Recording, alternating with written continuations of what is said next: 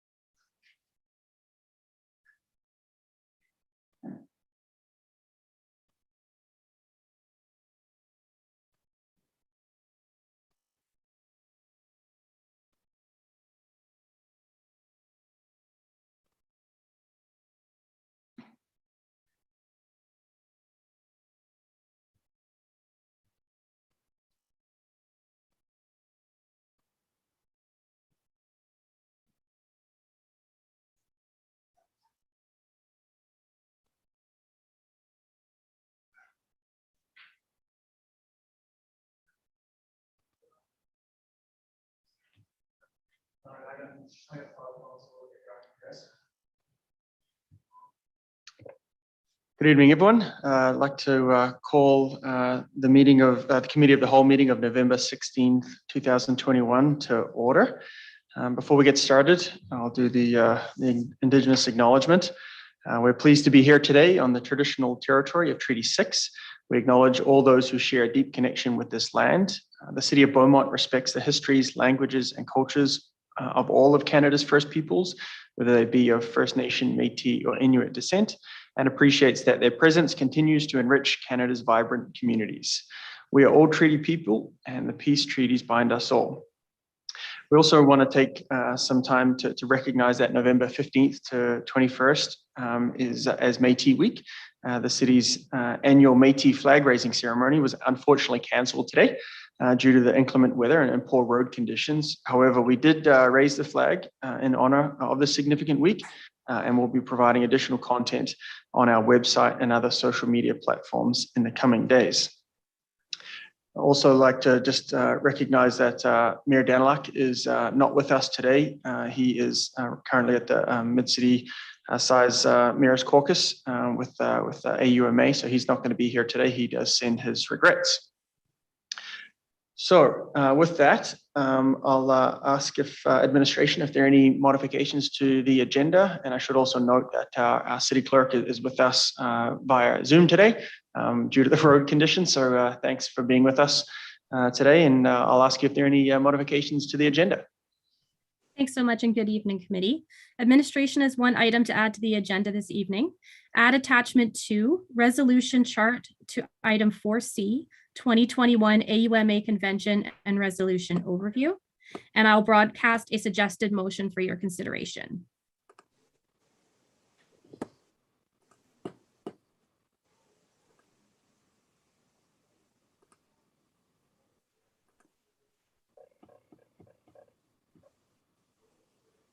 Thank you for that. Councillor McCook, are you prepared to move that motion? I move to adopt the agenda as amended. Okay, we'll call the vote, and just to remind folks that we'll do it by show of hands. So we'll call the vote here. Thanks. So that carries unanimously. Thank you very much. We'll move to the adoption of the minutes. You've seen here item 3. Regular committee of the whole minutes are in here from August 24th, 2021. Councillor Barnhart, would you be prepared to move that, move those minutes as presented? Yes, I would. I will move adoption of the minutes of the COTW meeting on August the 24th. Okay, don't think any discussion, so we'll call the vote on that one. Councillor Tessier, that carries unanimously. Thank you very much. That moves us to item 4A. So we have Staff Sergeant Dollywell here in front of us today. So thank you very much for being with us. We've got the RCMP Q1, Q2 update. So I'll pass it over to you, and your mic is on. So over to you. Thanks a lot. Well, thank you very much for having me here. It's nice to be here in person today. And I'll start with the introduction for our Chief Superintendent, Darcy Fleury. He's our CAD commander, Central Alberta District, which has 24 detachments that he oversees.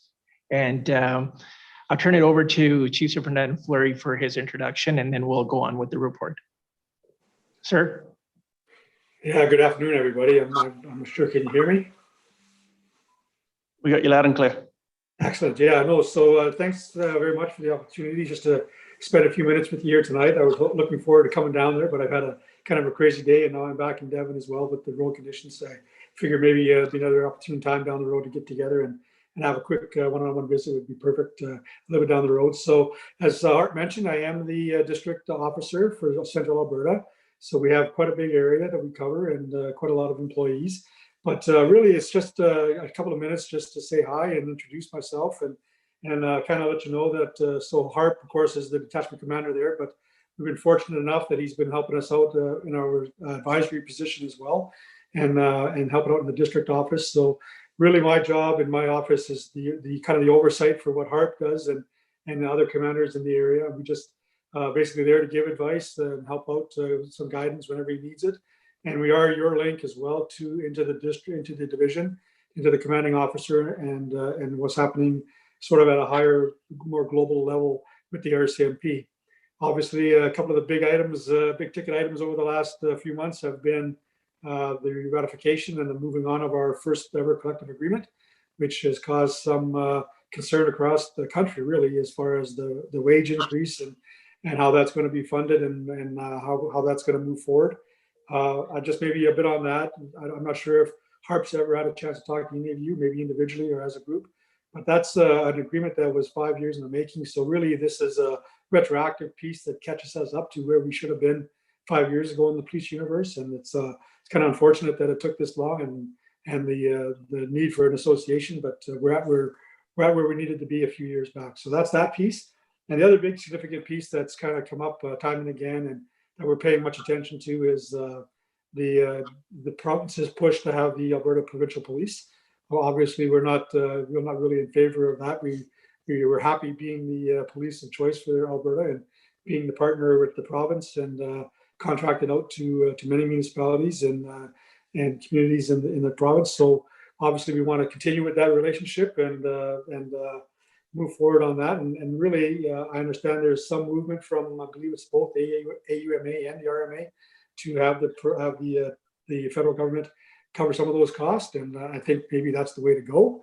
I don't think that there's really, I mean, we are the contractor, so there's not much contracted. We're not much we can do about what happens in the long run, but just that we really are 100% wanting to remain the police of choice for the province and communities and work hard towards that. So really, if there's any questions for us and how we can go about, providing the best service possible, that's kind of what my job is and through HARP. And one thing that along the way, I've been almost 35 years now in different roles. And in this position, my role is not to get in the way. My role is definitely to support what HARP and other commanders are doing and give them whatever they need as far as advice and guidance and help them develop and what they want to do with their careers and make sure that they have the tools they need to give you the best service that you deserve. And really, that's what I do. And just stay out of the way and take what they have and provide what they need. So that's really just a quick introduction. And if you have any questions for us at a district level, sort of the higher up, what's going on with us in the province and maybe nationally, I could probably hopefully give you some information on that. Thank you, Mr. Fleury. Are you going to be with us for this full presentation? Do you mind if we leave our questions to the end and let HARP go at it? Does that work for you? Yeah, that works for me. It's perfect. Okay, I'll leave it over to you. Okay. Thank you very much, sir. So the content of this report is a little repetitive as well from May. It's just, and I'd like to congratulate Mayor and Council on being selected as to serve the public here in Beaumont. And I think working together as a team is very important for us because you hear a lot from the public. And if that can be passed on to us through administration, that would be great as well. Right now, we have a really good communication with the communication department of the city of Beaumont as well. So we're in touch on a weekly basis right now as well. So we're hearing a lot from the public and through the social media that is posted out there, so which is great. So the purpose of this report, we like to do it quarterly or whenever asked by administration. And just for an overview of the last quarter or the last 2 quarters as well. So I did want to address the crime severity index, and it's been very low. And as we know, Beaumont is one of the safest cities in Alberta and stuff like that. So for 2020, we were up to 48.3 from 34. So the statistics that you're going to see from myself on the report are from our operational strategy branch. So it may differ a little bit from the Canadian statistics that you see online as well. And basically the CSI is how many calls we get and the severity of them. And that's how it's calculated. And the number that everybody likes to go by is 100, just to judge on how the community is doing there. Next slide, please. Next slide, please. And one more. Thank you. And on this page, it just shows the different crime categories that were calculated or that put the increase to our CSI as well. Especially in a smaller community, if you have a homicide or something like that, that can increase it. So we always have to keep that into perspective as well on what's happening out there and how we're looking at these numbers. Next slide, please. So here I just wanted to talk a little bit about a population and how Beaumont has grown in the past and where we are and where we're going. And in regards to that is right now we're around 20,000 people and we have 15 RCMP members here providing the policing service for the community as well. And so that ratio is about maybe 1,300 to 1,350 per person for police to person ratio as well. There's always discussion on, well, what's better? Is 700 better, 800? Depends on the community as well. And it also depends on, with council's input on what kind of policing do we want to provide our community? Is it proactive or is it reactive? And so that's where we made in our 5-year multi-year plan, fiscal plan, what we were asking for is 2 members per year for the next few years to get up to at least about 21. And I know there has been a lot of talk regards to 24-hour policing here as well. And so to increase those numbers, that was part of the last report. I just wanted to make sure that our current council was aware of that. And that report, I believe, is online and is available through administration as well. And so if we are looking at our 2 new subdivisions that are going up to be ready for 22 or early 23, we're going to probably have another increase from what I've been told about how many homes that we have and the population that we're looking at there, probably another increase about 3,000 to 4,000 people that we potentially could have for the city of Beaumont. And that also affects the policing service here as well. Also regards to on what kind of calls we're getting, because with the policing service that we're providing, we want to make sure that it's persons crime first, right? And then we want to be able to have enough members to provide that service as well. Next slide, please. So the RCMP fiscal calendar goes from April 1st to March 31st. The crime stats that you're looking at, it was a little bit easier where the communities had asked if we could do that from January to October or January to December, because administration and council works on a calendar year. So the stats that I'm presenting here go from January till October. For overall crime, persons crime, property crime, we've seen a decrease, and we've seen a decrease, substantial one for property crime here as well. Next page, please. Property crime, we've got here break and enters, theft of motor vehicle, and theft under. Theft of motor vehicle, it's still happening, but there's a lot of stuff that we can prevent as well. We had a few calls last week where the vehicles were left running as it's getting colder as well, and the vehicles were stolen as soon as somebody started it and then went back into the residence. We were able to locate that vehicle there as well. So we are sending that messaging out on a regular basis through the media release on a weekly basis or bi-weekly basis that we're trying. And it's more of the education for everybody and just reiterating those safety tips. Next slide, please.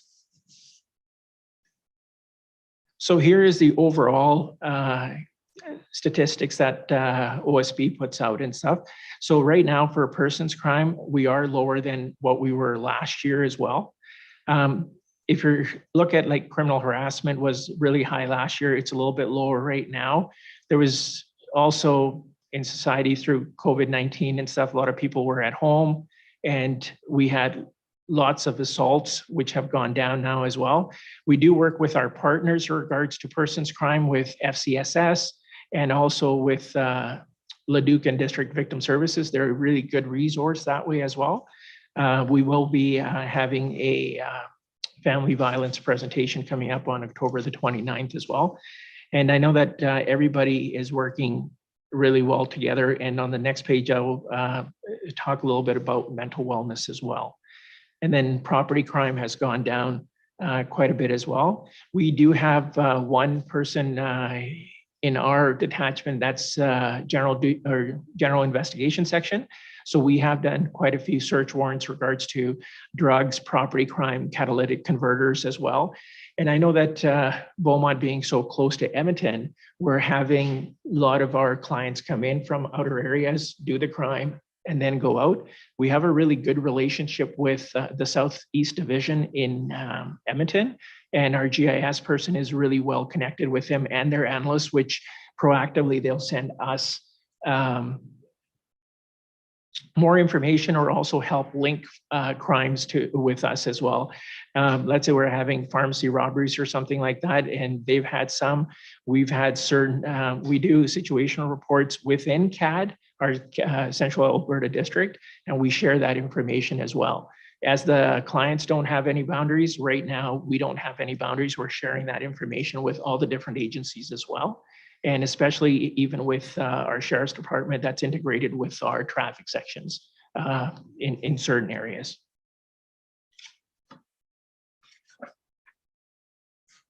Next slide, please. I just wanted to concentrate more on the bottom portion where it says the common police activities. We've done a really good job here in Beaumont to reduce false alarms because that takes away from the policing service that we could provide for persons crime or for other investigations. And I think that's really good with the city bylaw, the false alarm bylaw as well, and also the way we have it set up with giving information and giving the education on the first letter. And then we also look at it as a case-by-case basis when we attend on what's going on there as well. The false alarm 911s, that's pocket dialing and stuff like that's where that happens. The suspicious person's vehicle calls, those we would like to be really high. Where that is, it's the education when you are talking to our community is that call in something. So if they see something suspicious, something does not seem right in their area, because they know their neighborhood, they know their street. So if a vehicle doesn't belong there, we encourage them to call. Because this is a big domino effect. So I'm going to give you an example is that if you see a black truck with a maple leaf on the back and he's checking out vehicles or something like that, maybe that same truck had done something in Red Deer or in Grand Prairie. And that's where our analysts are able to put that together and provide us, maybe we ID'd him or maybe they ID'd him. Now we know which suspect is actually working in our area. And that's why it's very important. And we are telling the community, and each and every media release is please call, even if you want to be anonymous, or you can call 911, depending on the severity of the crime that you're observing.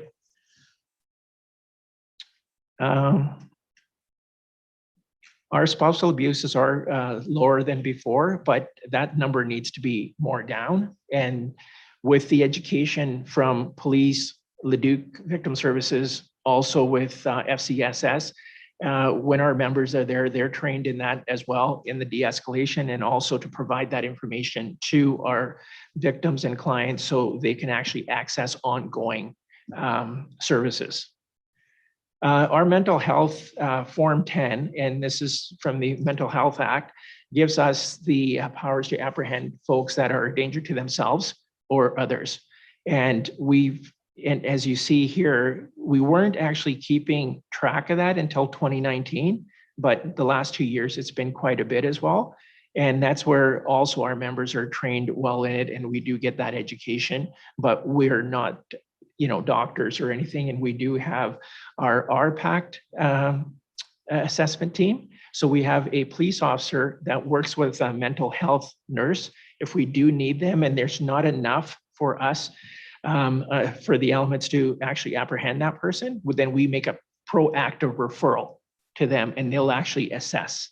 And and they'll also provide information to them and the services and how they can access those if they're not out there. Sometimes people just don't know, right? And so our job, even like you'll hear sometimes you're talking to somebody and they go, oh, that's not a police matter. We don't look at it that way. Anytime somebody calls us, we always give them an avenue or somebody to talk to, because at the end of the day, somebody doesn't know something, they always call the police, right? And that's okay for us, right? Because we do have our office staff, the City of Beaumont employees are excellent folks, our support staff. They have lots of training as well. It's ongoing training from the RCMP and also from the City of Beaumont. So sometimes they will also offer them those services as we're going forward. Next page, please. So this is our organizational chart. And so we're looking very good on paper right now. We do have a vacancy of one supervisor who got promoted and went to Parkland. We have some people that are just off sick leave or getting help and stuff like that. But other than that, we're doing pretty good. And at the bottom, our support staff, if you look at it, they actually are very supportive of us, right? And they hold us together. And so right now, I would say is we've got a pretty good number of support staff to do our job. We're not looking for any more municipal employees for support staff right now. We're looking more for regular members to be on the road to assist and to move forward with our vision that we have, that I have shared in my 5-year plan. So just a quick overview of our priorities for 21-22, persons crime, traffic safety, and crime reduction. Like I alluded to just earlier, we're working out there, we're spending time with our clients. There is no rush whenever we go to a person's crime, because at the end of the day for us, we want to make sure that they're safe and they have all the support services that they need. So with our partners, with Victim Services and FCSS and K Division, Community Policing Unit from Violence Relationships, we'll be doing a presentation on October the 29th. It starts at 6:30. It'll be virtual, and there will be a question and answer afterwards as well. Regards to impaired driving, the province of Alberta has come out with immediate roadside sanctions, which has given us the authority to go provincial rather than criminal code, depending on the circumstances as well. If it's a very bad accident and there's impairment, we will be going criminal code. And then also there's the IRS sanctions that come in there as well. It reduces court times. And plus we've taken the person off the road that was a danger to the public. And there has been less and less in the last year and a half for sure, check stops. Mandatory alcohol screening, I just wanted to make sure that we were all aware of that it did come out December of 2019. And if you are getting any questions from the community is, does somebody, because folks don't understand the approved screening device, that they just call it a breathalyzer. Why was I asked to do a breathalyzer when I'm stopped? It's been mandatory since 2019, and this came right from the federal government. And so it's all across Canada, just because impaired driving, we're trying to curb it, but it's still out there, right? People just are not listening. And sometimes what it is also for us to provide them that assistance, because we've had some good calls or even good letters and thank you letters to our membership where they said if this member did not realize that I had a problem. And so that given time, they give time to the clients, and that's where we're getting that reward. And that's very good as an investigator on the road to hear that they've actually helped somebody. Next slide, please.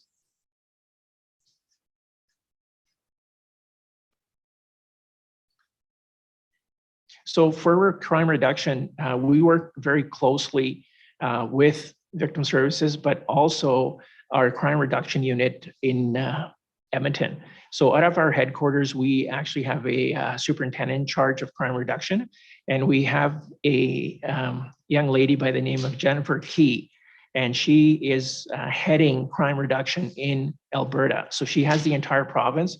I just learned last week that she's actually getting some support. She's getting 4 more members or 4 more support staff with her.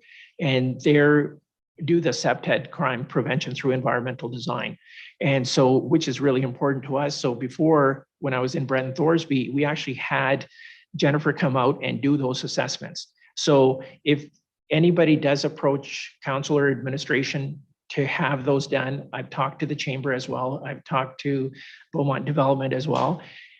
We actually have those resources where we can do that assessment, and we can get our folks to do it, because Leduc Rural Crime Watch, our members there are trained, and they went through the same program that we have gone through, the 3 or 5 day program, and they can provide a full report on what's missing, or they could come out and say, you know what, you guys did everything right. This is just unfortunate.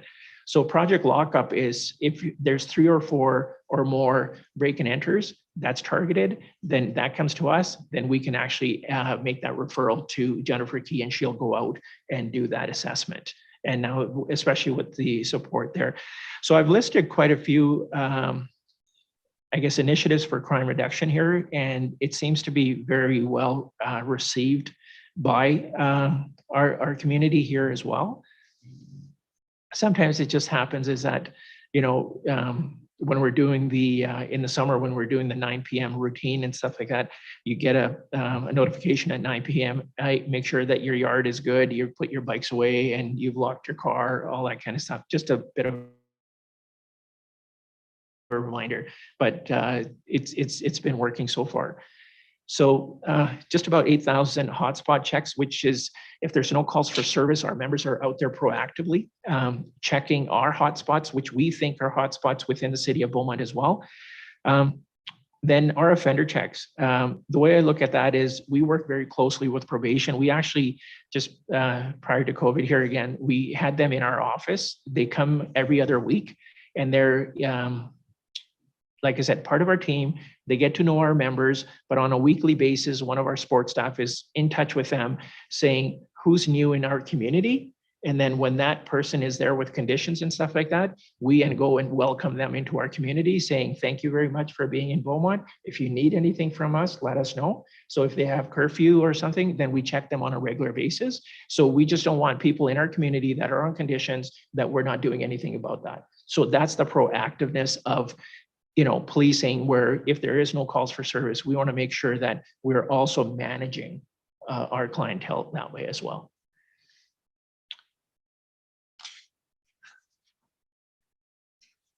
And just on the last page is just some of the community engagement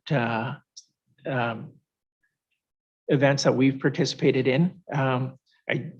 There's a new initiative that started here in November. One of our corporals, Corporal Asoon, is a Golden Gloves boxer, and we were working with FCSS at the youth center with Brody. And so they've started a program on Tuesdays. I think he's had 2 weeks so far. Today we had to cancel, and but it's been very well received from what I'm hearing.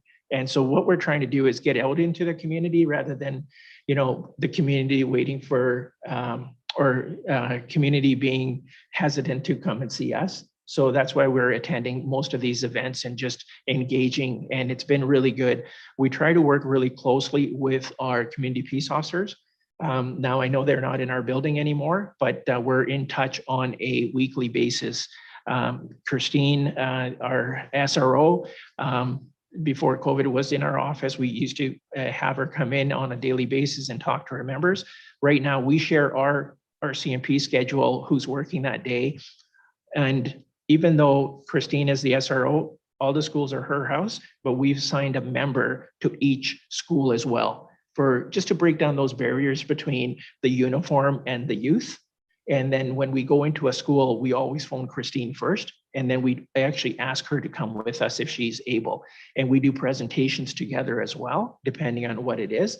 I think there was one posted by Black Gold where Constable McNeil and Christine were together doing a presentation. It's like we have so much support in the community from council administration and also the youth, because if you treat them right, they pass it on to their friends as well. And so that's what we've been seeing. Thank you. That's the report. Thank you very much for the great overview and the very detailed yet concise report. Really appreciate that. I'll open it up for questions from council to the presenter.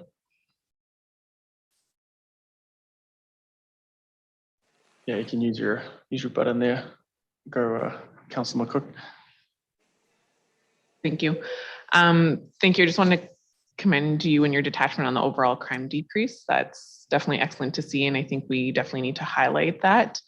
I also appreciate the efforts to conduct foot patrols and everything. I think it's important for the public to see you guys out there and to connect with them. So perhaps you can familiarize me a little bit with the RCMP structure in regards to analysts and stuff. Does Beaumont have access to an analyst directly, or is it through K Division, or just so you can, when you guys are looking through your data and everything, so you can actively adjust and create your strategies as you go along, or is it just through the operations strategies branch, or how do you kind of gather your info, or is it just you guys? No, thank you very much for the question.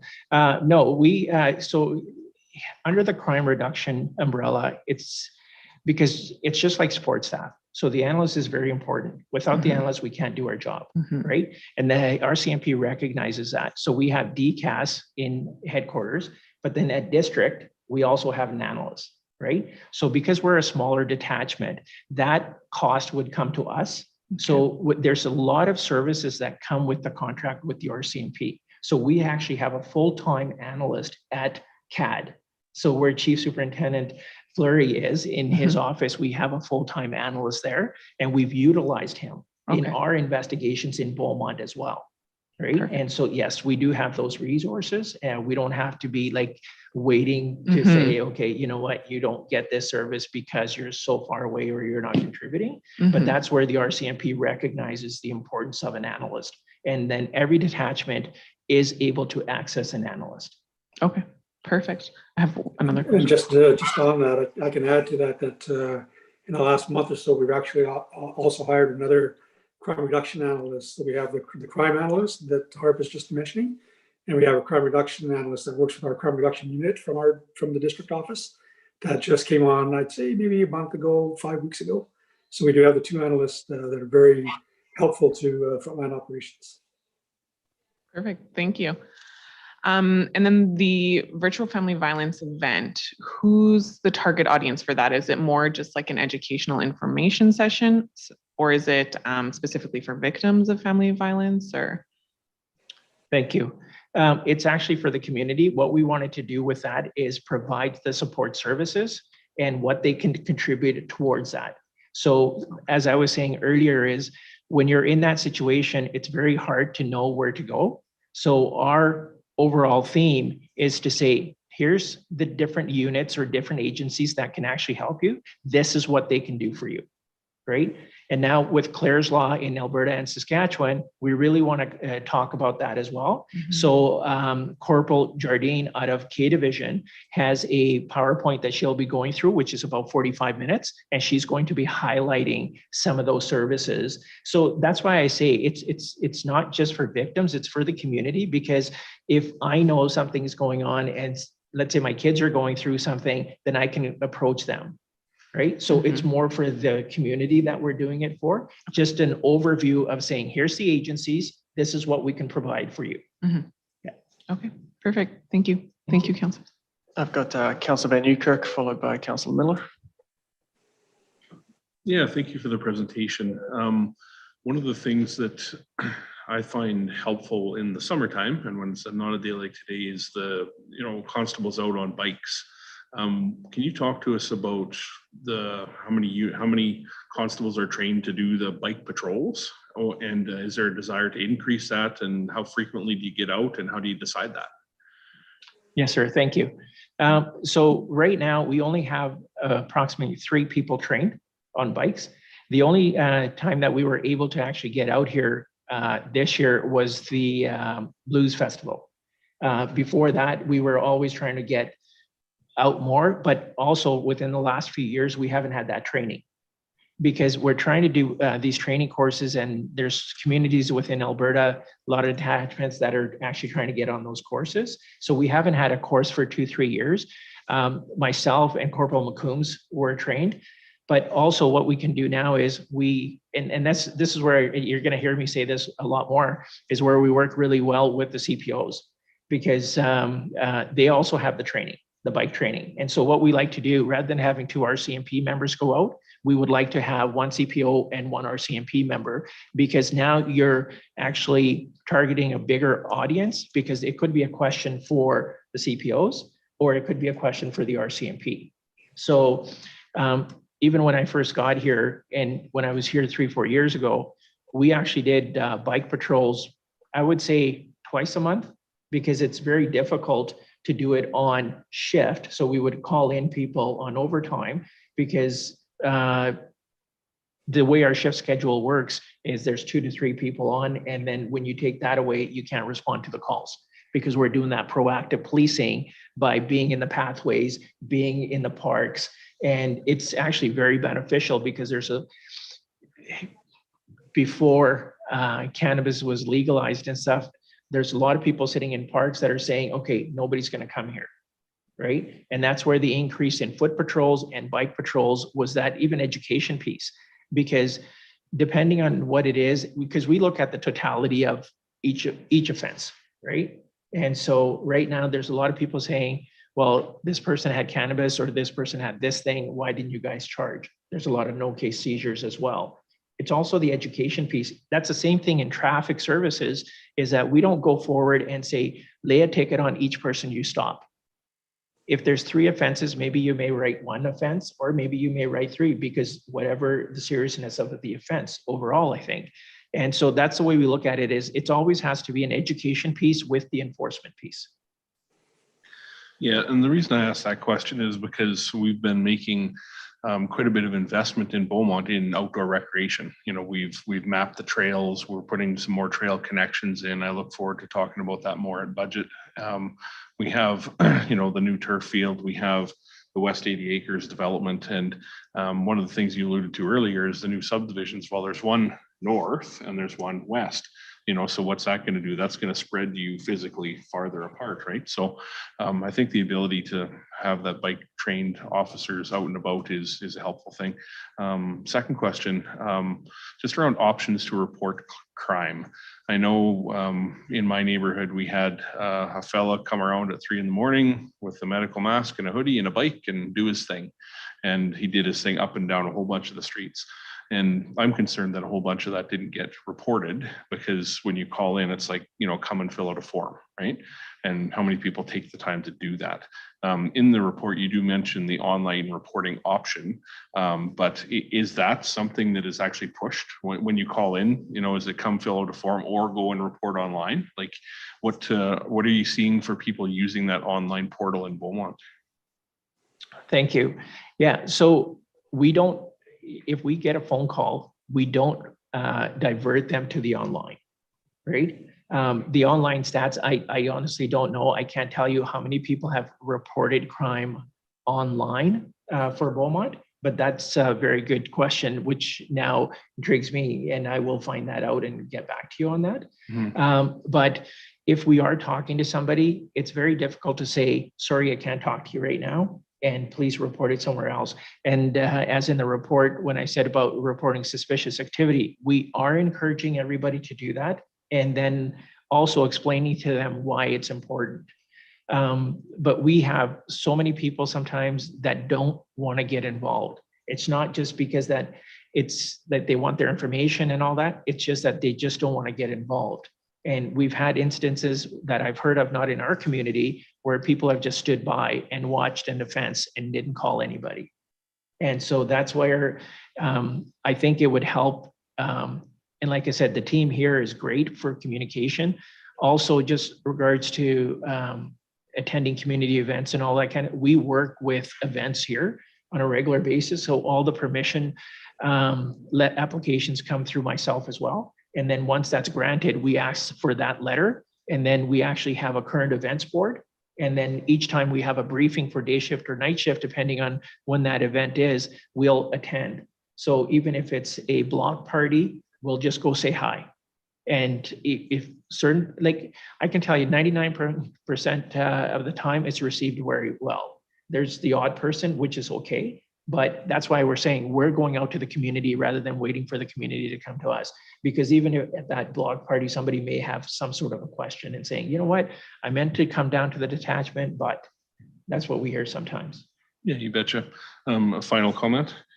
Just wanted to share a very positive experience that I had with one of the members here last week when it wasn't snowing. Suspicious activity in our neighborhood. I phoned the non-emergency line, reported it. Within 10 minutes, someone was phoning me back, found the visitor, let him know that he didn't need to be in Beaumont much longer, asked him how he was going to leave, and off we went. And when I told my neighbors about that, they all said, oh, we saw that guy. We saw that guy. We saw that guy. But did you call? No. So I was glad I did. So, and I thank the member for that. But thank you for those comments, because now when you've spoken to your neighbors, maybe next time they'll call. And that's where we struggle as well, is people afterwards will, or it's on Beaumont Talks, we'll get something and then another person will respond and say, did you call 911? And so now we're delayed as well, responding to those things as well. Yeah. Thank you. If I could just on that point there, one of the things that, and I know through Harb's presentation, he talked about the resourcing piece and the ask for resourcing for the next few years. One of the things that we do look at is the crime index. So if you have crimes that are going unreported or suspicious activity that's going unreported, it doesn't really help our cause. We try to go forward an argument for additional resources. So I always encourage communities, just like the example you just gave, Councillor, if you have those people that maybe they've seen somebody 3 or 4 times and didn't call, that would really be a positive for us as far as on a resource modeling down the road. Great, and thank you, Councillor Van Nieuwkerk. Congrats on getting a plug from New Trails in the RCMP update. That was well done. We'll go to my friends on the north side here. Councillor Miller, we'll go to you first, followed by Councillor Tessier. Thank you. So I've kind of lost my train of thought now, but I'll start with the fact that I loved your presentation, and I really like the education approach to things. And you talked about being present in schools and trying to break down the barrier between youth and uniform. And I think that's so important, because I really believe that's where it starts, and building those relationships with youth, in turn, enabling them to grow up as adults who know they can lean on that service in our community. A couple concerns just as a resident, the false alarms, if you could just explain a little bit about how to, because you did mention that you're trying to decrease the amount of false alarm calls in order to maybe get to more pressing issues, which I think are important, like speed, and you mentioned the impaired driving is not really going down at this point. So how do you necessarily cut down on false alarm calls? Thank you for that. So with the false alarms, basically everything that we do comes to education. So when we do go to a false alarm, sometimes it's the individual who's got the alarm, the person came in, they installed it, and they said, here's, you go to arm, and here you go to turn it off. Other than that, they have no idea. So when sometimes a panic button is set or the alarm goes off because whatever reason, the key holder information, you need to talk to them is phone the key holder first. If they can get a hold of a key holder and they say, no, my kids just went to school, because they know the timing and all that kind of stuff, we don't attend. Right? There's no call there. So sometimes it's not set up properly that way. And sometimes it's set up that you just call the police right away as soon as they get an alarm. As well. So that's where that education piece comes in. And if they say, okay, and that's why I said it's on a case by case basis, because we also have to look at it. Sometimes we have one elderly person, their alarm's going off all the time. We can't be sending them alarm tickets all the time either. So we're trying to get FCSS involved. We're trying to get, so even from an alarm call, you can use a partner agency to help to mitigate that. Yeah. Okay, no, that's back to the education approach. I really like it. And I think you guys are, yourself especially, you're very approachable. So I really like that. That's an initiative in your department. Thank you for that. I think I'll just leave it with that. That's all I have. Thank you. Great, we'll go to Councillor Tessier. Thanks, Commander Harp. Just a few questions here. Great presentation, by the way. First one, do we have like a minimum manning for staffing for the RCMP per shift? Right now, it fluctuates between 2 to 3 people. Okay.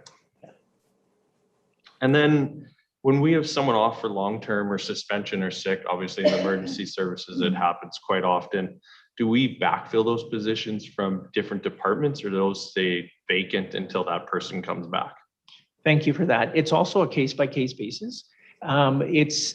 And overall, we'll try to see if we can get somebody from somewhere, depending on how long that person's been off, right? Also, we have to see at that same time is that the municipality is not paying for that individual being off for so long.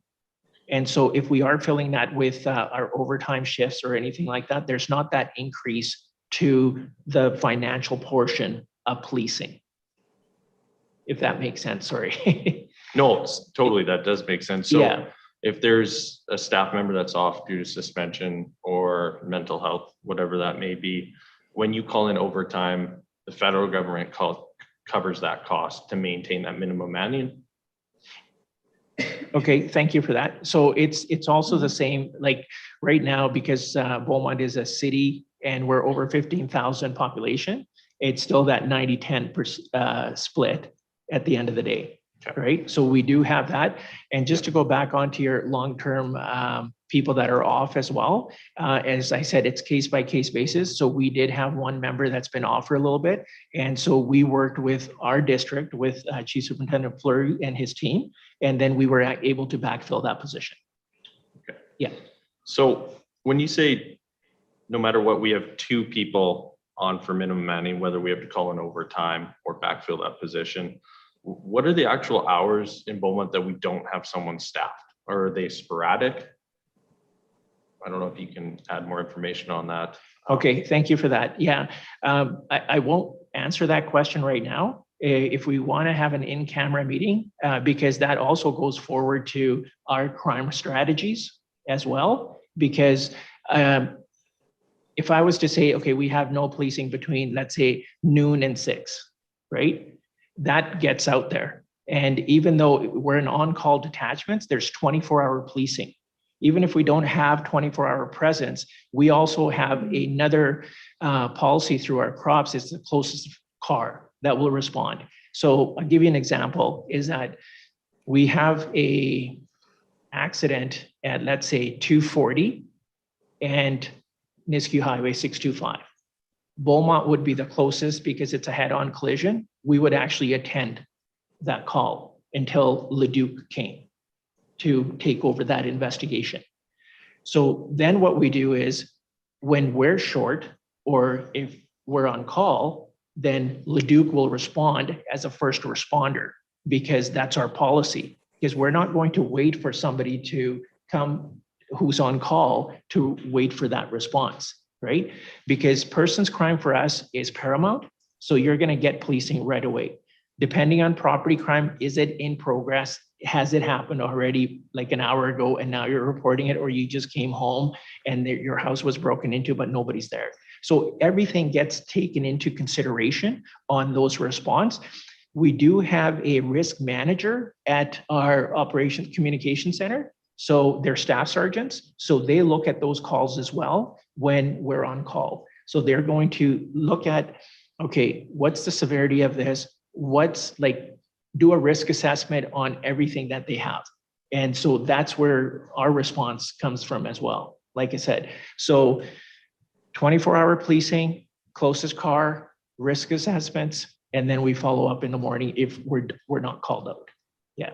No, great. I can appreciate the hours thing. That's a good point, and thanks for explaining that. So when we don't have coverage, whatever that time may be, do we have statistical data on when a call comes in, that average response time from an on-call duty officer or a Leduc officer that comes in? Is that something we track? Yes, we do, sir. It's done through our operational strategy branch. So every year, or if I get a workload analysis, they can even do it day by day, hour by hour on how many calls we get, right? So that's always also presented to the community and to council to say, okay, this is what it is, because now with the city of Beaumont having a contract with the RCMP, and that's where I said before, do we want proactive or do we want reactive, right? So in rural areas, the area is bigger, crime is less, or crime could be more, but then you have that delay to respond to the calls as we're talking about, right? And so that's where I think we have to look at overall, and I would be happy to sit with administration and council to have those conversations in camera regards to the workload analysis and to share those stats with you on the different times and everything like that as well. Yeah, that'd be great. Sorry, Councillor Tissia, I'd encourage you to we'll keep our questions to the document in front of us, and we can certainly go through information request or through notice motion to get that information on the record. All totally fair questions, just not for here right now. So, did you have a couple more on the report there? Nope. Okay. Thanks. Thank you. Okay, we'll go to Councillor Barnhart there. Thank you, Chair, and excuse me. Thank you, Staff Sergeant Dhaliwal. It's good to see you back. And I think you're hearing from us that we appreciate the method that you're sharing that information. It's very approachable. You are, as Councillor Miller has said, but also in your practice being proactive and making sure that you're educating and not just educating us, not just telling us this is the way it is. It's very, very refreshing, and we really do appreciate it.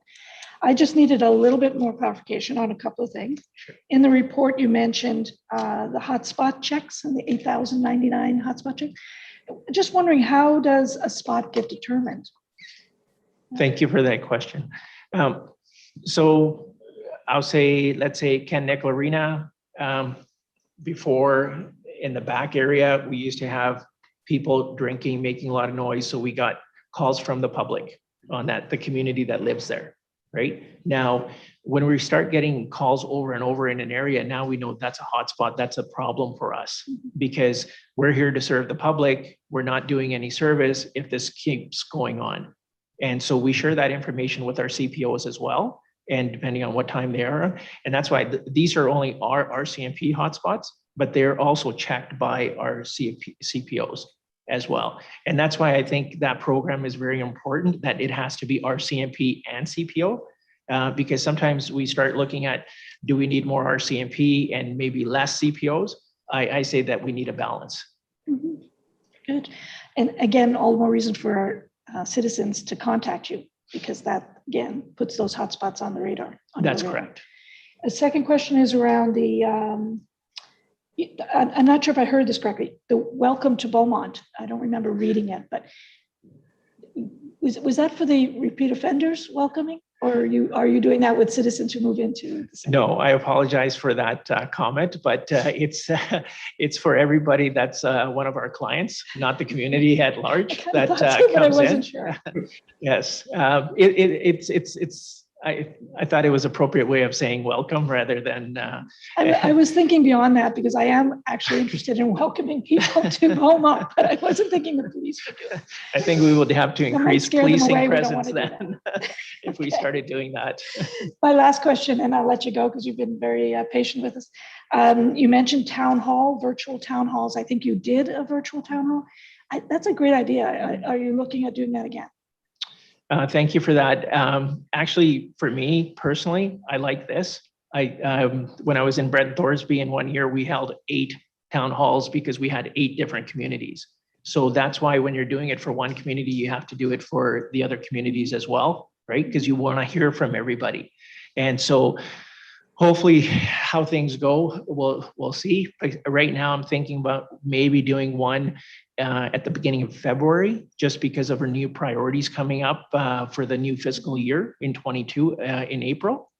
So then we would open that up and do one then as well. So even being in Beaumont, and hopefully I'm here for a bit and you guys will allow me to be here, is that we want to try to concentrate on 2 town halls per year going forward as well. I found that it's a very good value and the community is actually engaged.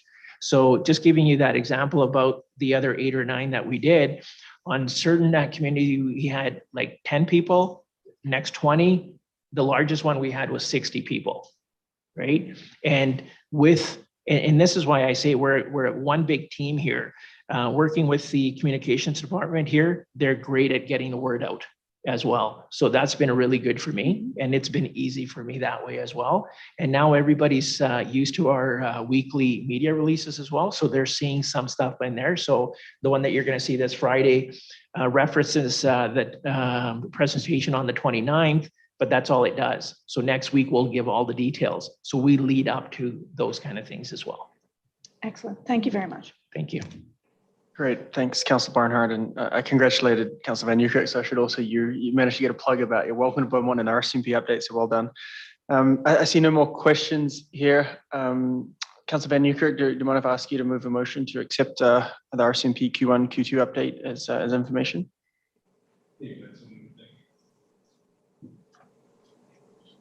Call the vote on that one. Just raise hands, see some information. Carried unanimously. Well, thank you. Special thank you to Chief Superintendent Fleury for attending as well. And Staff Sergeant Dhaliwal, really appreciate that. Great update. And especially for our first time as this council coming in and hearing from you. And you see the energized questions on our end. So a lot of great information here. So really appreciate your time. Thank you very much. Yeah, no, thank you for having me. And if there is any questions, follow-ups, please go through administration. I can answer those. If you would like an in-camera meeting as well, please go through administration and we'll be able to arrange those as well. Congratulations again. Thank you very much. Thanks for coming. Thank you. Alrighty, so just a quick time check before we go to 4B. We're at the top of the hour. Do you want to take 5 for a quick break, or do you want to keep going? Take 5? Okay, so we'll just take 5. Thanks, Miranda.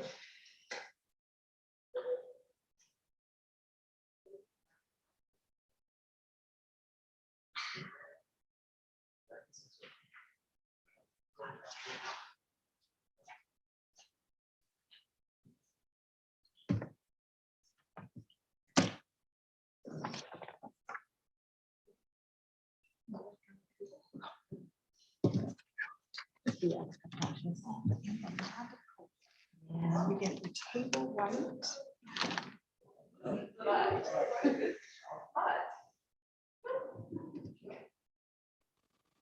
So I retired from DHS as an admin. Oh, really? I would have had to do all of these things every time. Not that we're in boardrooms yet. We're still not.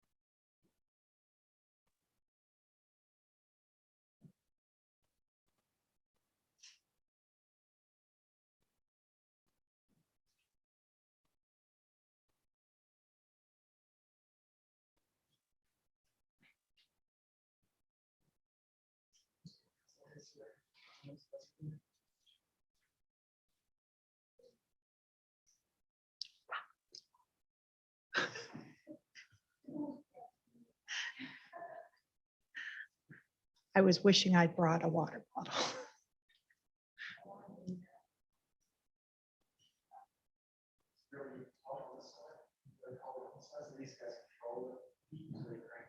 Oh, I see.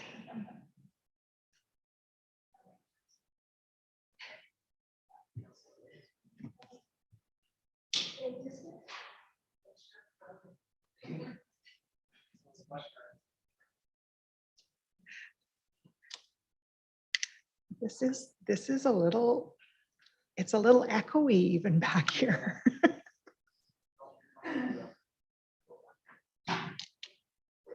It's a reality.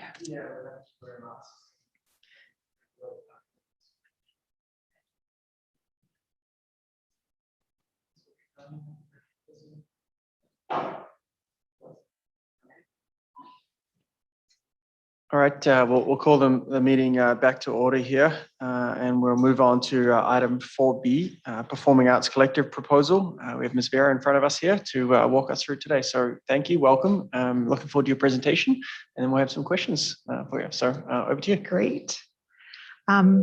Thank you, councillors. I had the privilege to present to some of you back in June, and we were offered the opportunity to come back to Committee of the Whole and answer some questions that you had about our original proposal. I am very pleased that we were given the opportunity to do that, and really even more pleased that I can do it in person. We did listen carefully to the feedback we received on our first presentation, and hopefully what you're going to see today will make pretty clear what we have come to offer the city as partners.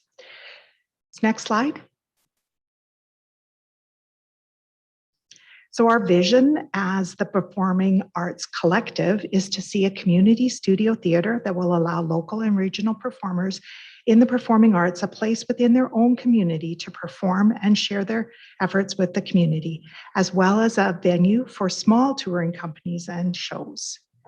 So if you want to put this in terms to help you understand the difference between this and other centers, I think I would use a hockey rink strategy. So you can build Rogers Place, or you can build even the Big Ken Nickel, but for your local people to get ice time in those places is next to none. So when you have local amateur theater people, they need their own space. They need something that they can actually reasonably work within, fill the seats in, makes them happy. So that would be an analogy if you could keep in the back of your head about what we're talking about. We're not talking about building the big a Rogers Place for big acts to come and entertain us. This is about a community art space that would cater to local amateur performers and help us bring some small touring acts to Beaumont. Next slide.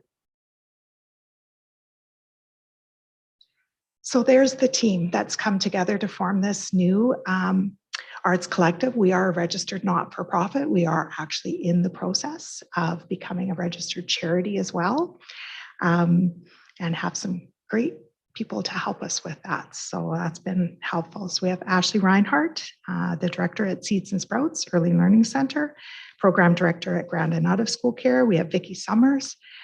Vicki's well known in the community. She's an accounting and finance professional holding her CPA and ACCA designation. We have Quentin Tatusas. He's the director of operations for the Treaty 6 Productions. He's a Northern Cree pound maker, Saskatchewan world-class round dancer, singer, and hand drummer, and he's very excited to be part of our collective. And there's myself. I have a background in the performing arts and also in working with touring groups and arts organizations in Saskatchewan and in Alberta. And I'm currently one of the local amateur theater performers working with the Barnstormers Solidarity, which is our 50+ Readers Theater group, actually active here in Beaumont right now, working on our next play.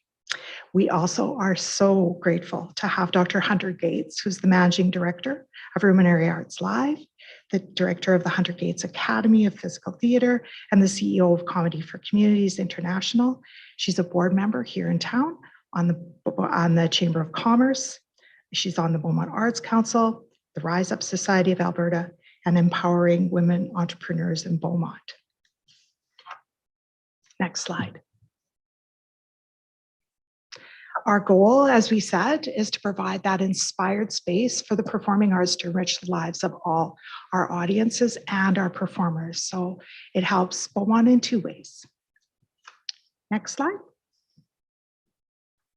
So our project has changed just a little bit from for those of you that may have seen the first presentation. We're looking to develop a partnership with the local not-for-profit, which is us, which could be based on similar models used to build ball diamonds, hockey rinks, or something like the model used to build and run the climbing facility integrated within your Sports and Rec Foundation.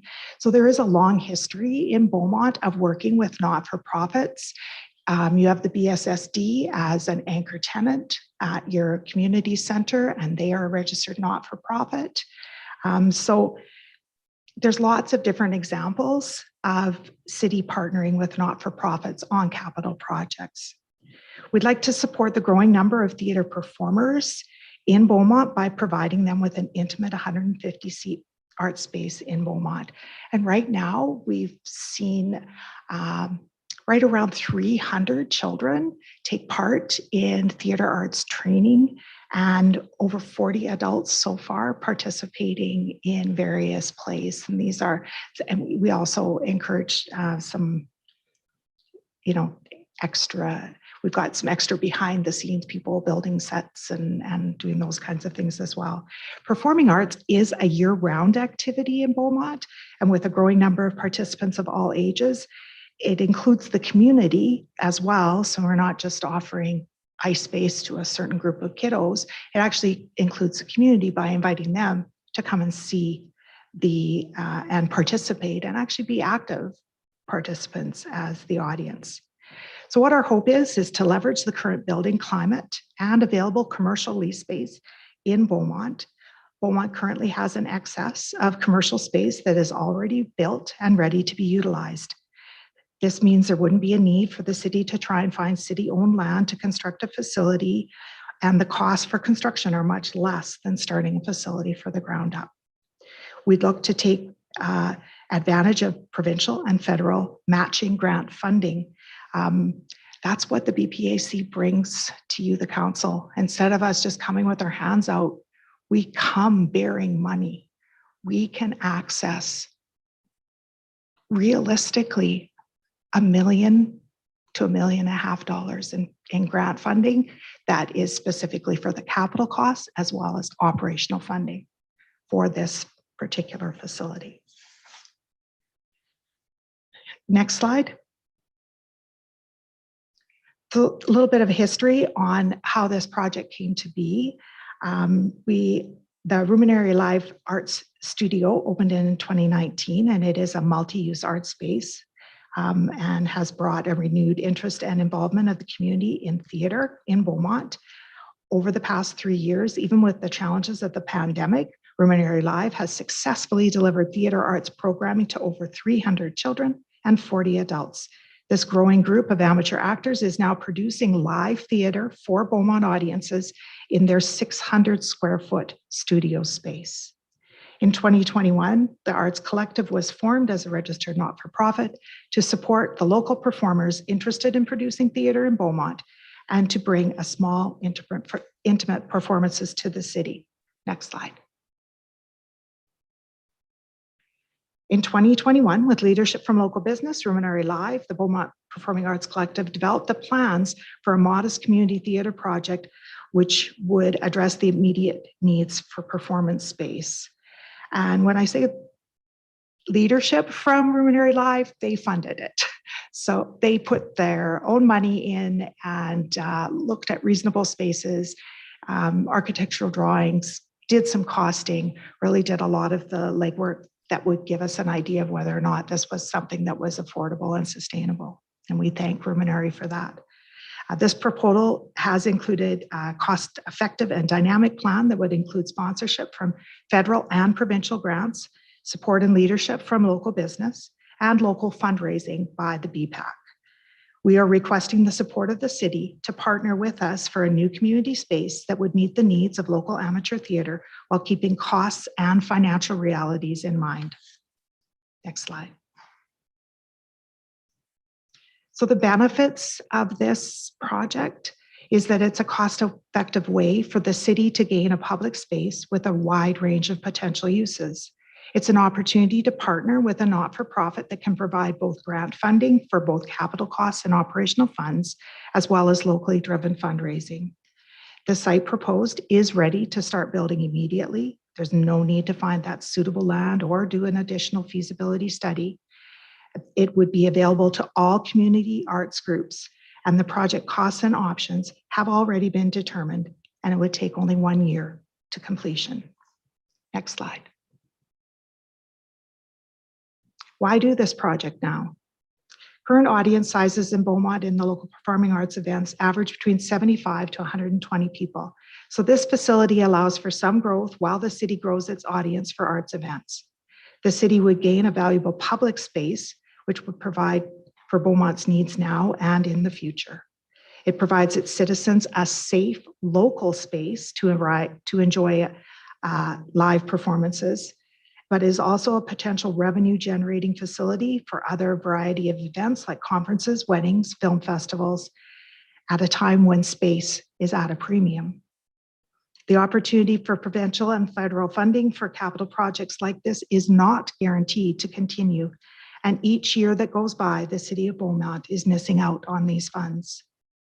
This proposal offers the city a unique opportunity to partner with a registered not-for-profit and a local business with over 30 years of experience in theatre and event management to gain a valuable public space within existing available commercial space and within the next 12 to 18 months. Next slide.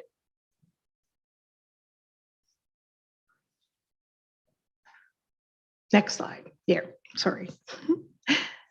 So the projected uses of this theater, obviously live performances would be a great venue for smaller meetings and gatherings, conventions, just a really unique, beautiful space that could do that. Live to air video presentations, another thing that has become more evident. It will be decked out so that we can actually do that. Really good fundraising events. We've got the ability to really bring some high profile corporate partners to the table in a building and get them excited about supporting construction and new things. And one of the things we were talking about the other day is cinema presentations. So having some film festivals, having maybe some film nights that are on some themes, we'll be able to do that. Again, something that's not available here. Something that we could cater to our seniors with some classic movie nights or family movie nights on family day weekends. So a really unique, very flexible space.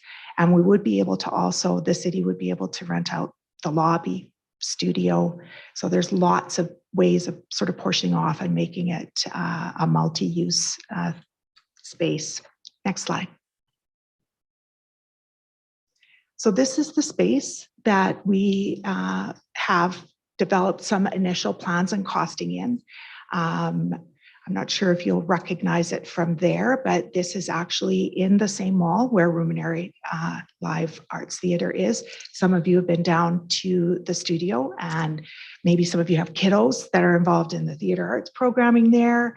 But it is just down in there. And from our last presentation, it is still available. There was a second location proposed, which I know you still see in some of the documents in front of you. That particular location, that as time has gone on and we've kept in contact with them, the costs are just going up.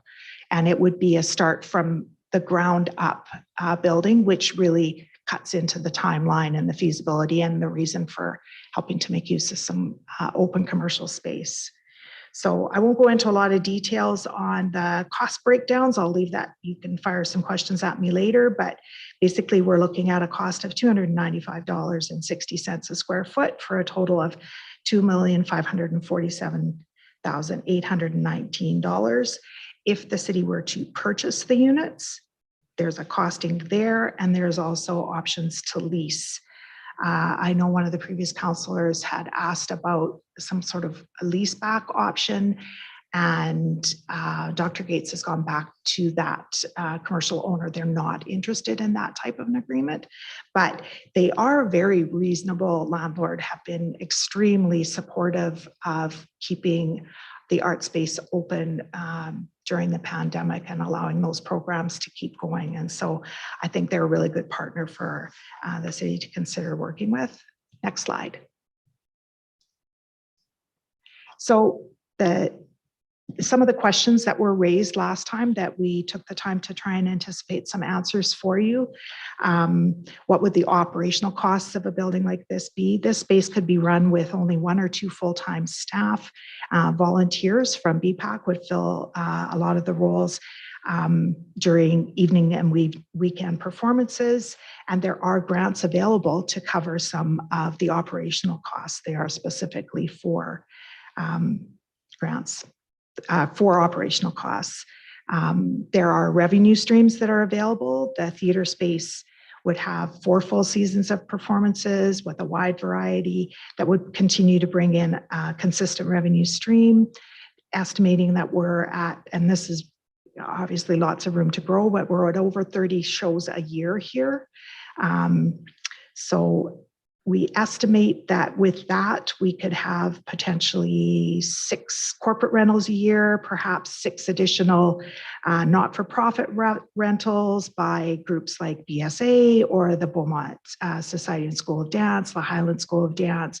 So there's some potential not-for-profits that might rent it. The rental rates for theater space would be, I think, would be comparable to the Ardennes in St. Albert. And I'm not able to provide a live link there, but I'm happy to provide that link afterwards. But they have a very nice breakdown of some of the rental rates available for not-for-profits and commercial. Our ticket prices, we're aiming to keep this super affordable for Beaumontians as we build their interest and the interest in coming out to live theater and live performance events. So those are the tickets there, and you can do the math with an average of 100 to 150 tickets for a show times 30 shows a year. There is a consistent revenue stream there. We could offer, we don't really know, but we know theaters like the Ardennes and the Bailey in Camrose offer some live streaming events, and those can be quite profitable as well. And of course, private rentals, so corporations, lots of weddings, even small family gatherings. We can develop a lot of different partnerships with this space. So as you may remember, one of our board members is Quentin Tatusis, and he says that there are a number of Indigenous both performers and smaller scale events that would really like a space like this to come to. And I think we could definitely give them a place to do that. We also then would have access to some grant funding to support those kinds of events. When I hosted a meeting of all of the theater managers in our area here in January of 2019, all of the theater managers in the roundtable that met with myself and other community members at the conference said that there really is a need for small theater space.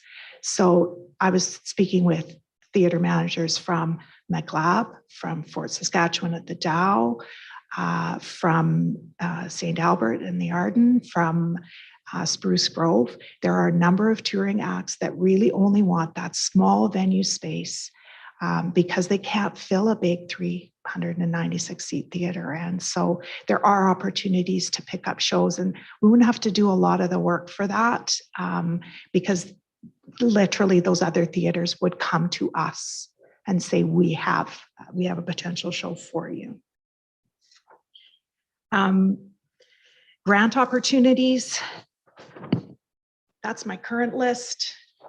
I think I've got probably 2 more pages. I won't take the time to go through all of them, but they are Canada Council for the Arts, Canada Cultural Space Fund, which is federal, the Canada Cultural Investment Fund, which is federal and includes endowment incentives, the Province of Alberta's Community Facility Enhancement Program, which is a matching grant specifically for capital projects, the Professional Association of Canadian Theatres, the Alberta Foundation of the Arts, specific corporation funding like BMO Financial Group, Talus Community, Rio Tinto, and the Alcan Canada Fund. Lots of different private foundations that are looking at funding and trying to keep the arts alive, and in particular in communities that don't have existing facilities. Next slide. So what are we asking for? We want to explore partnership. We bring a lot to the table. We bring manpower, we bring grants.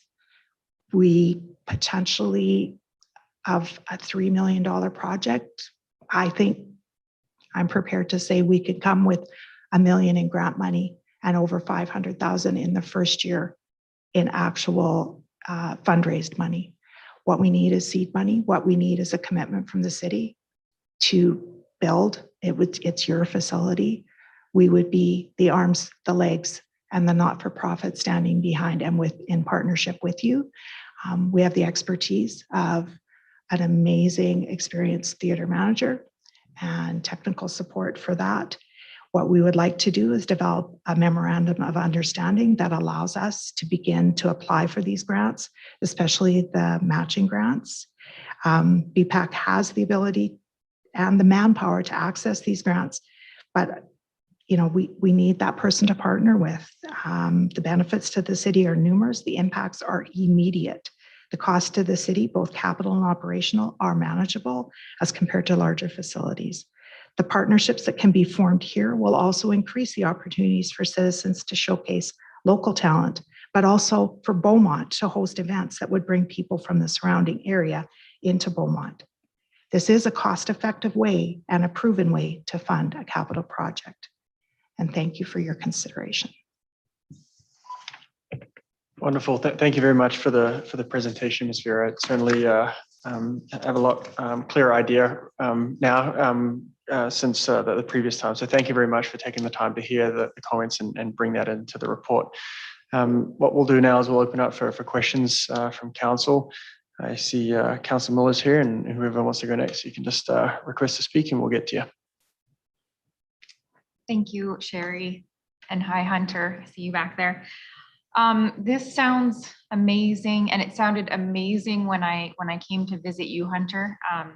I am a big supporter of your facility and what you guys are doing. I think it's super important. You sound like you're thriving as a business.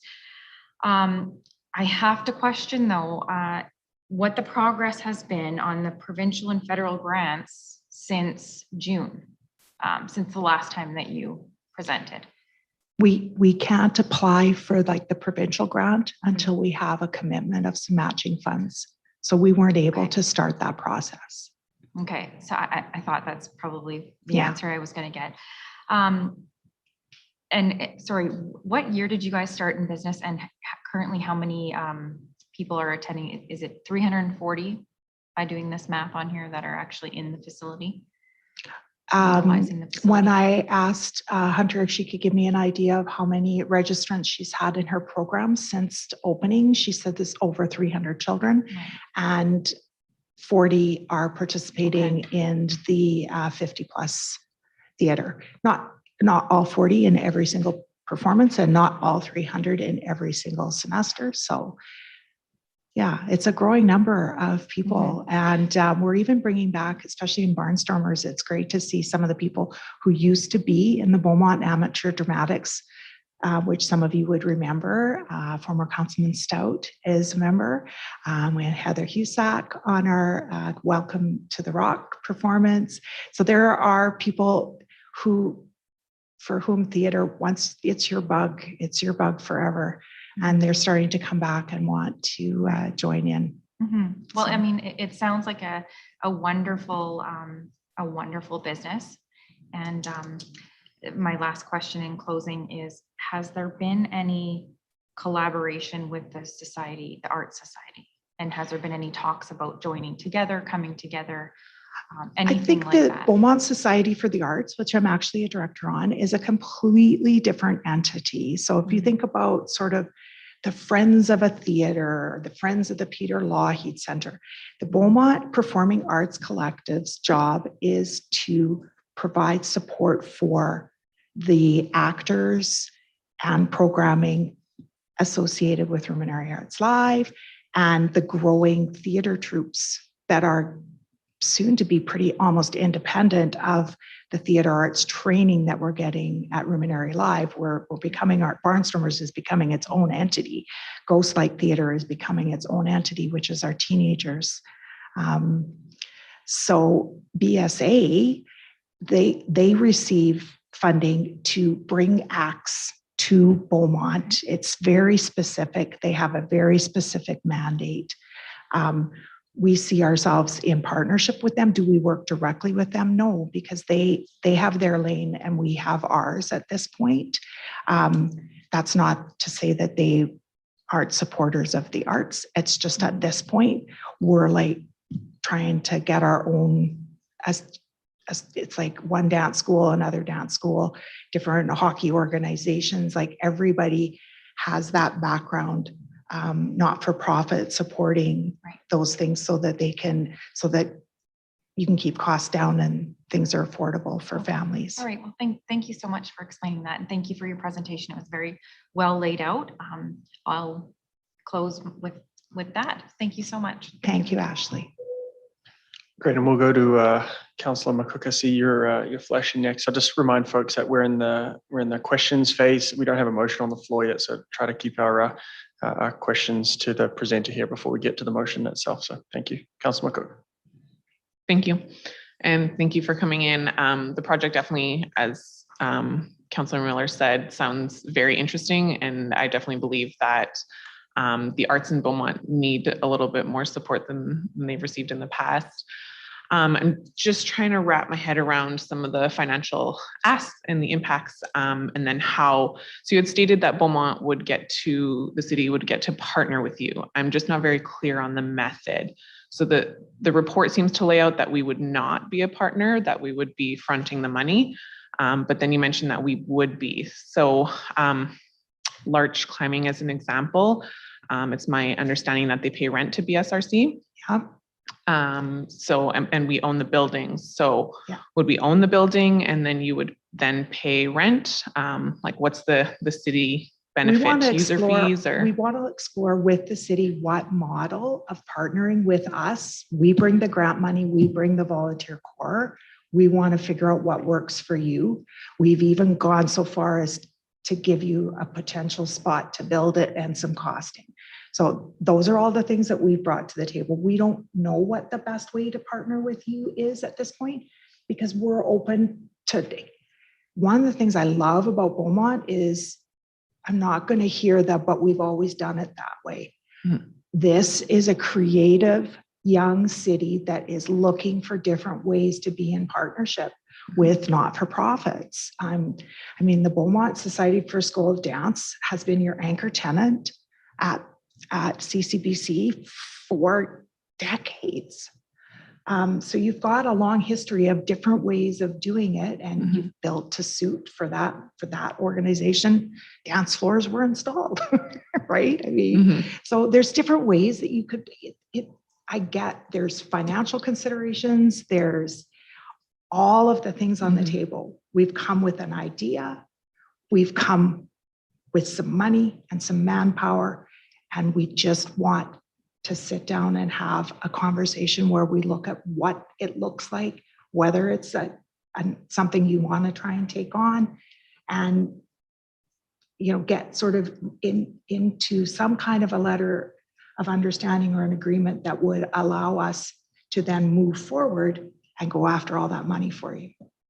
Okay, I appreciate that. So Sorry, just want to continue on that thought there. I'll go to administration here just to weigh in. And Mr. Dowler, I think you're our representative today. On the report, I just don't want to lose the train of thought. Sorry to cut you off. So in the report on page 20 of 42, I don't know if Miranda, you could pull that up. And under the budget financial impact, it says based on the information provided in the proposal, the city would neither own the asset nor would be presenting the operating model for the city to provide an opportunity for city involvement. So hearing what we've heard today, would that statement still be there, or No, it sounds like I think it should be modified. Yeah, sorry, I'm directing the question at administration here, Mr. Dowler. That's okay. I knew what your answer would be, so which is why I don't need to go to you. So, Mr. Dowler, I wonder if you could just speak to that statement in the RFD that was in front of us.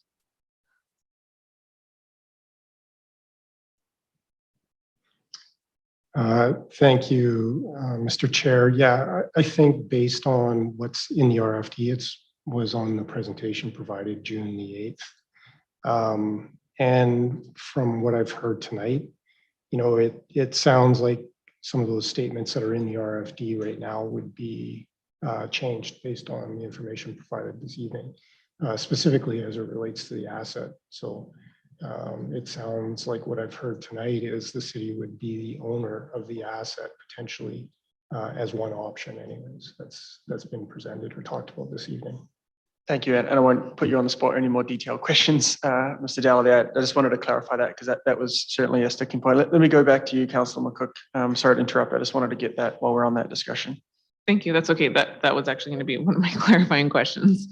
And then you did state that that the venue would be available to all community groups. And I know Councillor Miller stated about the other arts groups. Have you spoken and sat down with them? Are they receptive to joining or to being a part of it if it gets built, and to what capacity? I think when I outlined some of the potential renters, I could see BSA say renting that space for something that they want to bring to town. So we talked about like 6 not-for-profit rentals. Mm-hmm. They could be one of those. Like BSA right now is really focused on the much bigger project that there is a steering committee formed for, and they are working diligently towards that. And I'm not sure what timelines are, but probably, well, let's hope you all are still here, but it could be even the next council by the time we're up to that. I mean, it takes a while. It's like, I mean, sometimes you buy the house you can afford and then you save up for the really big one, but they're 2 very different spaces. We're talking about like the little rink that's in behind Ken Nickel that was built in partnership with the minor hockey for kiddos to go, because they're not going to get ice time in there. They need their own space. I mean, at this point, Beaumont has 7 ice surfaces, tennis rinks, indoor soccer. I could go on.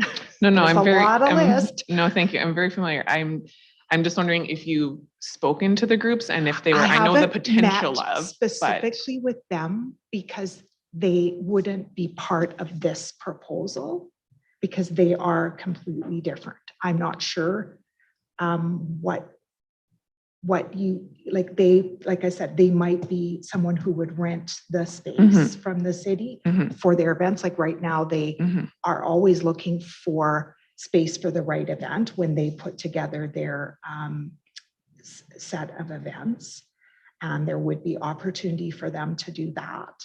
But we're not one and the same, and we just need to combine. Like I'm not. Yeah. No, I'm just wondering if we've wondering how I can reword this. Like if we know for sure that I know that they would be potential users of the facility, but have you proposed it to them as to, hey, this is what we're looking to build. Would you rent it? would you look to utilize it for No, sure? I haven't asked them if they're interested in being Okay. potential renters of the facility. Okay. I've got to, Thank I have to put, we have to actually get to where we're actually fundraising and working towards getting it built before I start looking for the people who might be able to come in and use the space. Thank you. Thank you. All right, we'll go to Councillor Barnhart next. Just to remind committee members, there was a discussion on the timing for the larger performing arts. That is coming back, or the motion says to come back to budget 2023. So in 12 months is when that would is projected to come back. So just to provide some additional clarity there, Councillor Barnhart. Thank you, Chair, and that was a great presentation. Thank you. What I heard that I didn't hear the first time was how you differentiated between what the small one will do and what the big one is for. And I was, between June and now, I'd been thinking about Varscona theater type versus Citadel theater type. And it's clearly a different Very venue. different. Like you said, totally appreciate that there are some performers who don't want to be in that big space. That would be just awful because you couldn't fill it with that many people with certain different types of performers. So I think you did a really good job on the whole presentation. Your whole team did, and specifically on that particular point. I am going to also talk to the administration, if I could, Mr. Dollar. I think I heard you say, and I want to make sure I heard it correctly, that if you had this report to write over again, you would change it based on this presentation? You'd change the financial impact?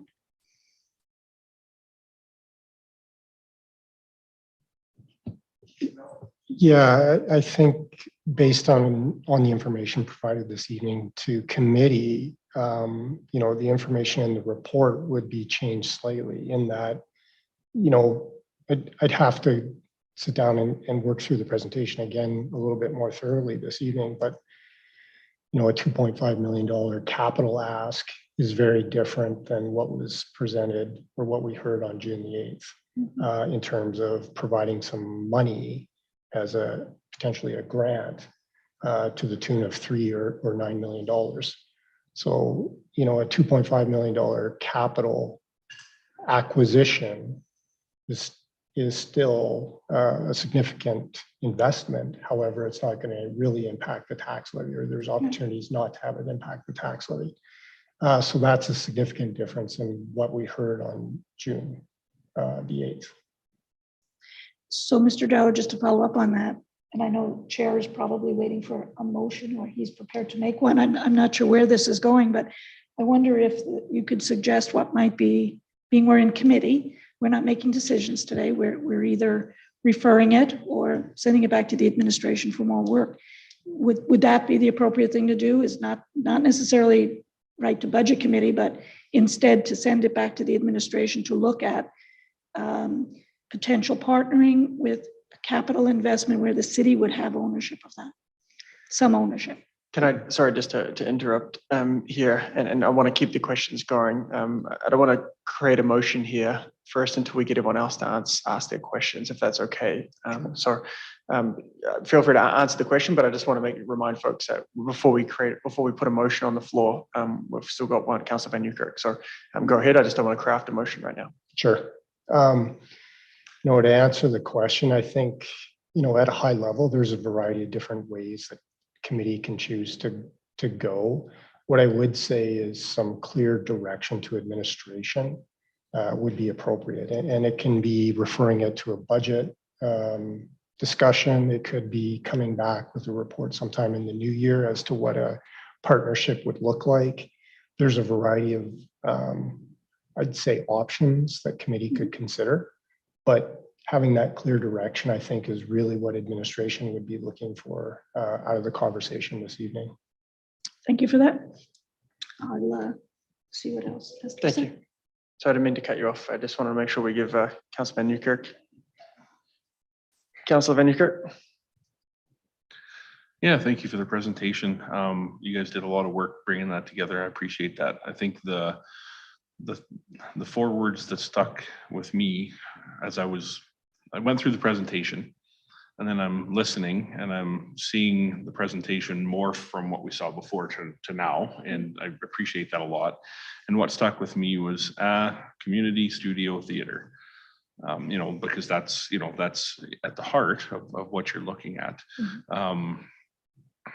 So that's my first bullet point. I've got 4 more.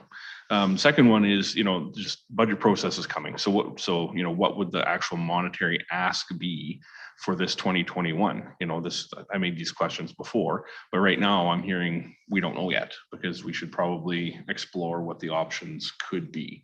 You know, If we come to a letter of understanding, we can work together and look at all the potential grants that are matching that we would need to be able to prove to the province of Alberta, for instance, that we do have someone to partner with.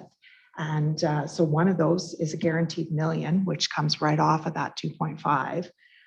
Then the federal grants, some are matching, some are not.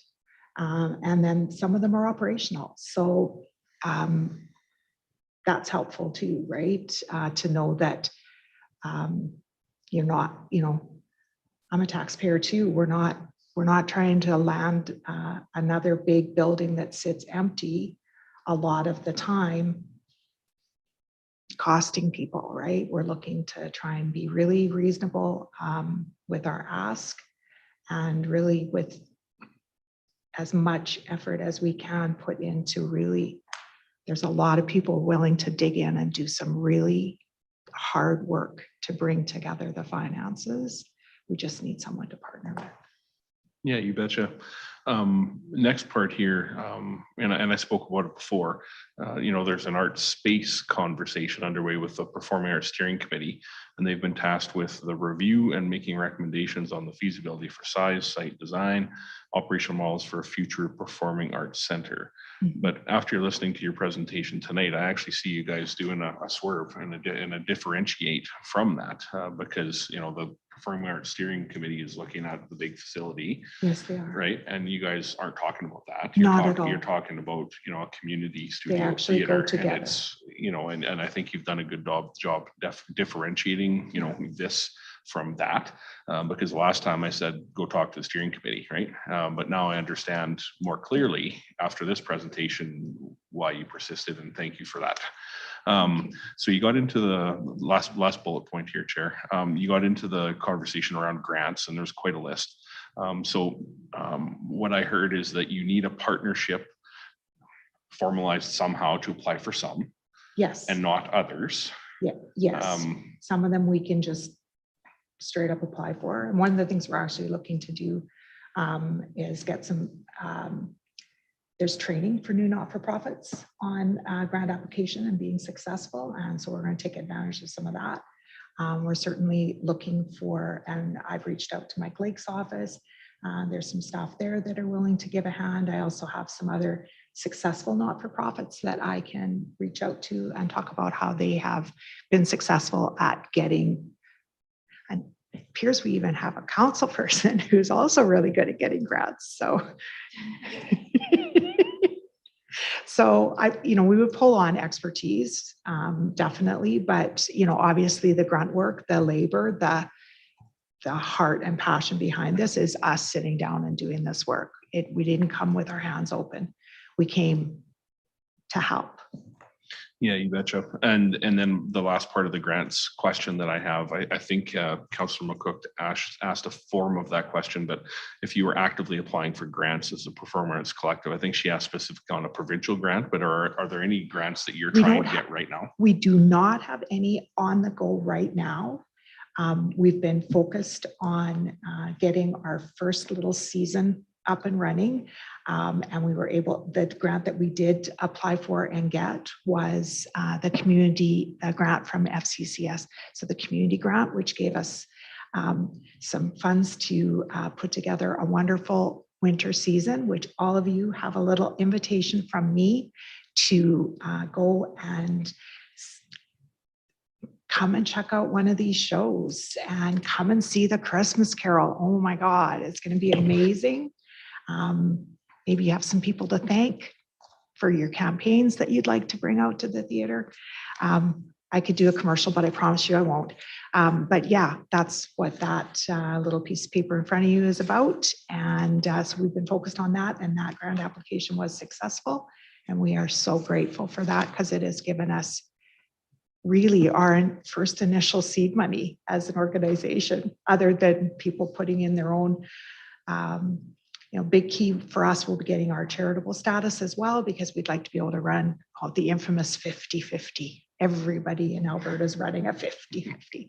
So yeah, lots of ideas like that around the fundraising. Some of the grant writing process is very specific to certain dates and times. And so the big job right now is looking for, once we know we have a partner to work with and we really have something, then we start plotting the timeline as to which grant is due by what date. Like it's a big ask. So there's lots of them, but a lot of the dates are in April, May, June for submissions. So I think we're well positioned once we have some idea of how we're going to work together, that we can meet all of those for this year, right? Like we came in last year hoping for a Hail Mary to get us on that community initiatives grant for last year. And unfortunately that closed, and that opportunity is open again this year. I don't know how long provincial and federal funding for some of these capital spaces is going to continue. There, it's finite. Cool. Yeah, that concludes my questions for now, Chair. Thank you, Councillor Van Newkirk. I'll go to Councillor Tessier. Thank you, Chair, and thanks for the great presentation on that. Just a couple of quick questions. So I'm getting a little bit confused of what happened previously to what happened now, just from different chats and different conversations. So the ask is approximately $2 million from the city, and we own the building. So what we provided you is a set of plans that were drawn up and paid for by our local business person that give you an idea of what it would cost to drop this into commercial lease space, and in particular Bryant's Park. But as a not-for-profit, we're not going to own and run the space. It would be the city of Beaumont space. We would be your partner as a volunteer organization. There's a long history in Alberta of not-for-profits doing the legwork for theaters and the city owning the assets. So. Great, thank you. That answers my first question. So kind of like a silent investor, and then how does, well, that's part of the motion and stuff, but say the city wanted to use the space, would that be expected we rent it? No, Okay. No, you don't have Just to rent clarify, it. okay. And Thanks, maybe I can just help you a little bit. Previously, it was looking at an operational grant, which would go on the tax levy. We can't use grants to be able to use that. So when we get into budget discussions, and that's why you see the high percentage numbers in there. But what is the change or the shift from June to now is a potential, and not saying that this is the only one, but looking to explore the city potentially owning that, and then that as a capital investment into the city, and therefore it could potentially be there. So that's the slight nuance between grants coming straight on the tax levy versus being able to potentially use some of those, the operational dollars going on the tax levy versus potentially the grants. So just wanted to clarify that nuance there. That's perfect. Thank you. That answers everything. Appreciate it. Sorry for the confusion for those of you that saw all those other papers. Lots of good questions were asked last time, so we did our homework. You certainly did. You're good there? I'm great. Yeah, no, that answered it. I want to, Councillor Miller, I've got you next, but I cut off Councillor Barnhart before, so I'll go back to you here, Councillor Barnhart, and then I'll come back to you, Councillor Miller. Thank you very much. I was going down the same path, so the questions are all good. But following up on Councillor Tessier, and to the administration, the city can't own a space that's owned by, like, I'm just trying to, like, it wouldn't be the same spaces that we would own, because these are rental properties owned by big developers. So can you explain a little bit further what you might be thinking as a possibility? And I'm not holding you to it. I'm just saying, could you imagine what this might look like if it was in that space that they're particularly looking at, which is either Bryant or Heritage Plaza? I don't know if he has access to the presentation, but the cost of buying the units was in there. But the buildings are owned by private developers. So we would have to rent, there would have to be some kind of a rental, I would imagine. Sorry, I got Mr. Dowell here wanting to jump in and maybe help out here. Yeah, and it's a good point, Councillor Barnhart. You know, in terms of the proposed locations, you're absolutely right. And it sounds like a lease to own kind of scenario wasn't really something that was considered by the property owner. You know, but that doesn't preclude us from looking at other options. You know, we do have assets that we currently own that, you know, I think you could explore as to whether or not there's a potential there. You know, and outside of that, you know, I guess I'm not sure exactly what other options would be available for us in terms of acquiring an asset. But it is something that we can look at and try and think a little bit outside the box and see what kind of scenarios that we can come up with. You know, maybe there is a property owner out there that is interested in a lease to own kind of scenario. But it would be something that we would need to explore a little bit further. Yeah. Thank you. And I'm waiting for a motion. Yeah, and I think to be fair to administration, you know, we haven't really given them direction before to bring anything back, any information here. So, you know, we've got a lot of questions, but reading the room here, I'm prepared to put a motion on the floor here to refer this back. So I wonder if Miranda, if you could just put that up so everyone can see that. And thank you, administration, again for answering. I know this is hard to put you on the spot here, but I think you said it off the top that you're looking for more clarity from council, and certainly we want to give that to you, and certainly want to give that to the presenters as well. So the motion that I'll move. No, you'll get a chance to ask a question on the motion. I just want to get it on the floor here, just so that we can stick our questions to that. So I'll move that the November 16th, 2021 report Beaumont Performing Arts Collective proposal be referred to administration for further work and report back by the end of the first quarter of 2022 on options and implications for establishing a partnership with the Beaumont's Performing Arts Collective. And I'll speak to that very, very briefly, and then I'll certainly make sure I come to you. So certainly not where I was thinking that this would go. So thank you for coming in again today, and the nuance around the operating and the grants piece, I think is a crucial one. You did talk about timing, and so for me, I think it's not realistic to ask administration to bring this back, and I know you're not asking that, but just for my fellow councillors, we've got budget deliberations in December 1st in 2 weeks. And so impossible for administration to pull that together, which is why I've asked for Q1 here. But I did want to make some clarifying comments just on the fact if this, so this gives administration direction to work further with the presenters to go through and figure out what those models could look like. But I just want to be clear that if we are looking at that grant stream for this, that we do have these capital grants, and we can make those adjustments to those throughout the year. So just because we don't pass it in this potential budget cycle here coming through the month of December, if the report comes back in March and that's something that we want to do, there is the ability to provide that funding. And you did talk about April, May for those grant intakes and that sort of thing. And so, you know, that'll be all part of the research that administration would do. Exactly. So I just want to be clear that just by pushing it to Q1 doesn't mean that this discussion gets pushed all the way out to 2023 budget. So just wanted to clarify that. So that's the motion on the floor. Really good questions. And just again for process here, if we could stick to questions to the motion here. So I'll go to you, Councillor Miller. Okay, thank you. I don't even know what to say now. This totally changed the ballgame for me as well. So thank you, Councillor Barnhart, for inquiring with administration, because I think it is important to look at what this will look like as a partnership.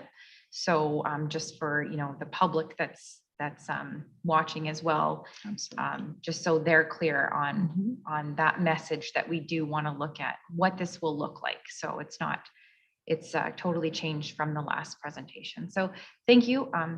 And I was going to say more, but Sam kind of reiterated it for me. So that's it. Thank you.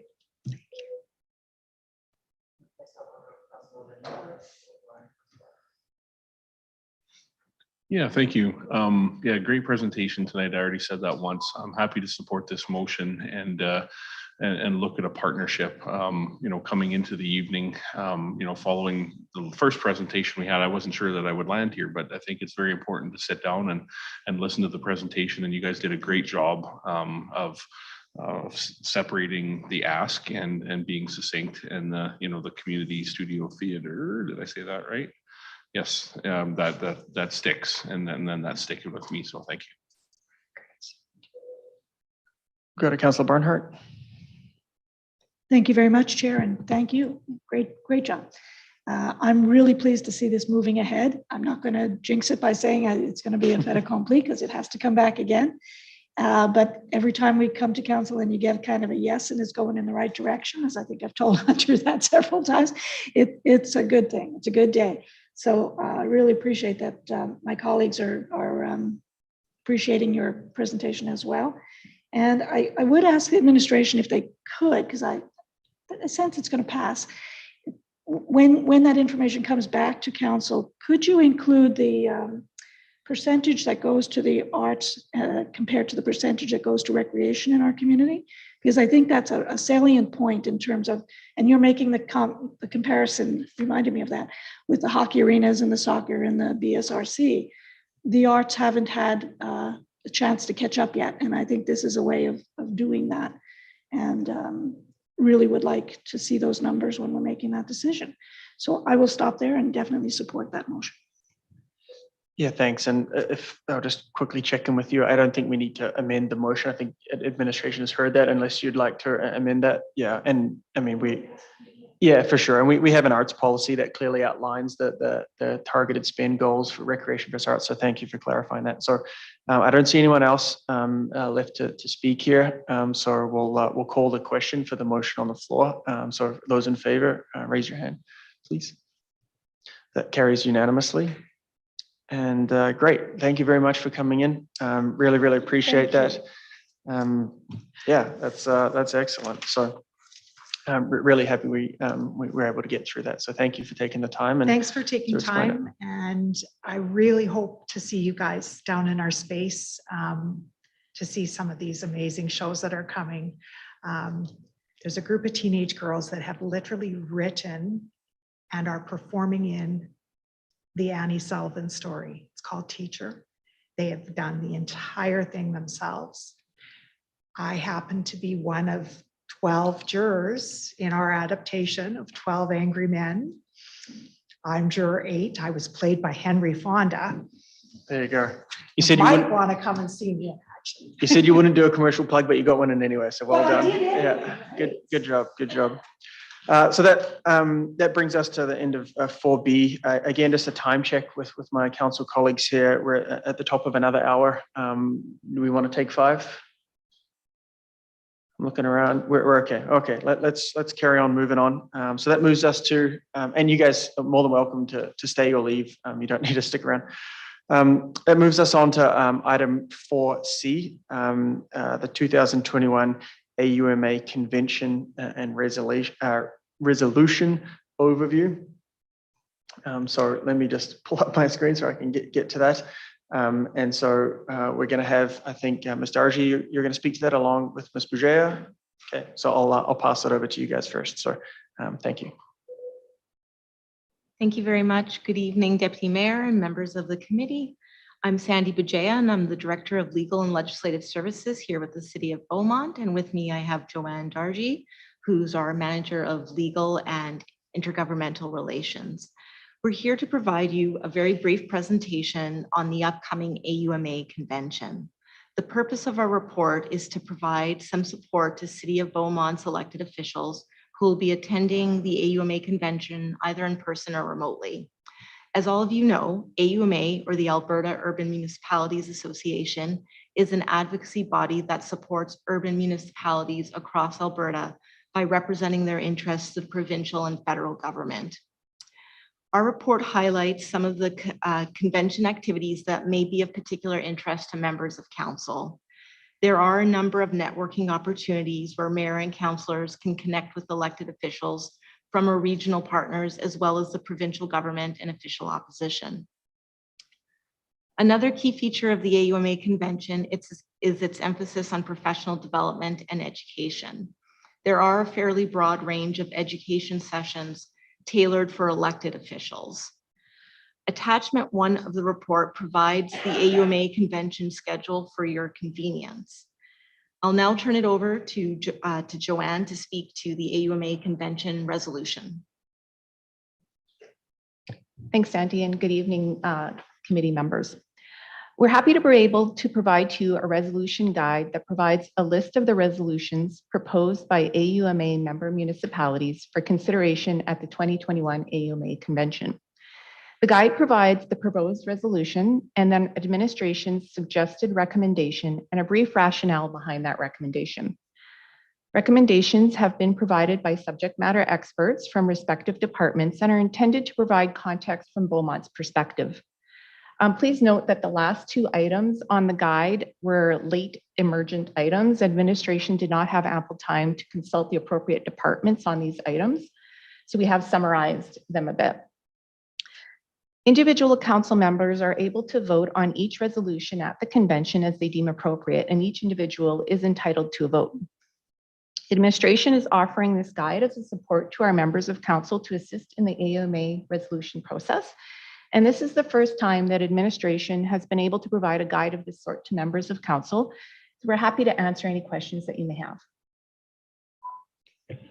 Great, thank you. And yes, this is exactly what I think we're looking for. So thank you very much for taking the time to go through it. This is really going to allow us to be more effective councillors at AUMA. And I'm personally looking forward to it. But I'll open it up for questions from folks on this. Yeah, Councillor Barnhart. Thank you, Chair. I don't have any questions about it. I just want to applaud the staff for doing it, because this I've been looking for this all my life. Like, it's been really helpful. Because it is hard when you show up at the AUMA and you see tons and tons of people and you see all of these resolutions and you haven't had time to look at it. You don't have the expertise in some of these areas to do anything. So this really does summarize it, and it kind of points me in the direction of those resolutions that I have something to share and would be interested in. So I just want to say thanks, because that's exactly what we needed. Thank you. Absolutely. Councillor Van Newkirk. Yeah, thank you. Echo those comments. This is awesome. My question is more on the calendar and the trade show agenda. On Wednesday, November 17th, tomorrow, the 10 till 11:15 board and committee reports. Are those just open that you can go to those? That wasn't something we needed to sign up for, was it? Thank you for the question. They are open, so any of the attendees are welcome to go. And it's a really nice way to get to learn a little bit about the boards and committees of AUMA and the type of work that they do. Mm-hmm. There's always opportunities for elected officials from the member municipalities to put an application forward to sit on one of those entities. So it's a great introduction if there is an entity that one of our members is potentially interested in. Great, thank you. I appreciate it. I don't see any other questions for, sorry. Yeah, go ahead, Councillor Barnhart. No worries. This again is comment. I was disappointed that I couldn't do a combination of virtual and in person. And I don't know if there's any opportunity to give feedback to the AUMA. It's too late now to do anything about it. But because of that, I'm not going to be able to attend any of the learning sessions because none of them are virtual. It's only the plenaries and the resolutions that are being done virtually. So unless I'm misreading it, please point me in the right direction if I am, but I don't think I can see any of the learning sessions. Ms. Bajay. Thank you. Thank you, Deputy Mayor. Councillor Barnhart, I think you can definitely provide that feedback to the AUMA. They always do a convention survey, so that would be an opportunity, but you could also contact the CEO with that feedback. I know they're definitely open to hearing from their members, so it is important for them to evolve their events and tailor it to the needs of the membership. So I would encourage you to do that. Yeah, understood with COVID and everything they're trying to, but I do know that we have the technology, so I'm just kind of disappointed with that. I think if I had known, I might have gone to at least one of the days instead of missing all of the learning. Yeah, I appreciate that. Yeah. Thank you. All right, not seeing anything else, and anyone else ready to speak there? Item 4C, we're looking for a motion here. Councillor Miller, do you mind if I ask you to make that one? I'll get you to read it in. It's a little bit lengthy there.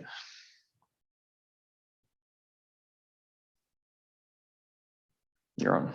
Sure. I'll make the motion that the Committee of the Whole receive the November 16th, 2021 Legal and Legislative Services Report, 2021 AUMA Convention and Resolution Overview as information. Thank you. Any discussion on the motion? No. So we'll call the vote on that one. That carries unanimously and closes out the presentation section. Moving on to item number 5, councillor inquiries. Does any councillor have any inquiries this evening? Councillor Van Newkirk. Yeah, thank you. Just a quick one for administration. It was the first snow day that we had in Beaumont. Do you have any great news for us on how the crews have done? I haven't got to drive around the municipality, but I have seen some windrows and some piles and such. Might be pertinent to address that tonight. Thank you. We'll direct that softball there to Mr. Dalla. Yeah, I'll try my best. I think as best as we possibly can, given the conditions, crews were out doing what they could today. I honestly didn't hear too much other than, a grader or two was kind of tied up in some traffic, struggling like a lot of motorists were this morning in some spots. But overall, I think everybody's been patient and understanding given the conditions that we're trying to work with. So all in all, not so bad, I guess, for the first snow event of the year. Great, and I would encourage residents to take a look on our website at the snow and ice clearing process. It has some good service level maps, so you can look up where your road is and when that kind of falls in the schedule there. So thank you for asking that question. Don't see any other hands up here for council inquiries. Move on to item 6, any emerging issues? Seeing none, there is no closed session, which leads us to item 8, adjournment at 7:07 p.m. tonight. Thank you very much, guys.